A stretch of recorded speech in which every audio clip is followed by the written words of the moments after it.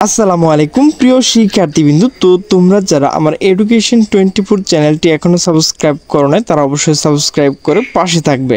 তো তোমরা যারা কুমিল্লা বিশ্ববিদ্যালয় ভর্তি পরীক্ষা দিয়েছিলে, তো তোমাদের যে ভর্তি পরীক্ষার ফলাফল তো সেটি কবে প্রকাশ করা হবে, তো সেই বিষয়ে কিন্তু একটি নোটিশ প্রকাশ করা হয়েছে। তো সেই নোটিশটি প্রকাশ করা হয়েছে দ্য ডেইলি ক্যাম্পাস।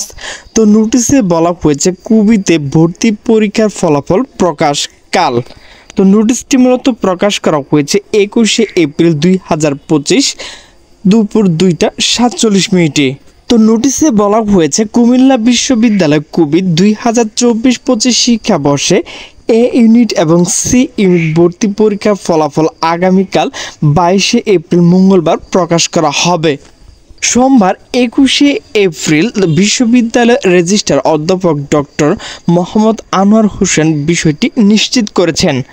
বিশ্ববিদ্যালয়ের রেজিস্ট্রার অধ্যাপক ডক্টর মোহাম্মদ আনোয়ার হোসেন ভারপ্রাপ্ত জানান, সি ইউনিটের রেজাল্ট তৈরি হয়ে গেছে। বিদ্যুৎ না থাকার কারণে এ ইউনিট রেজাল্ট তৈরি করতে একটু বিলম্ব হয়েছে। আগামীকাল আমরা এ ও সি ইউনিটের ফলাফল প্রকাশ করব।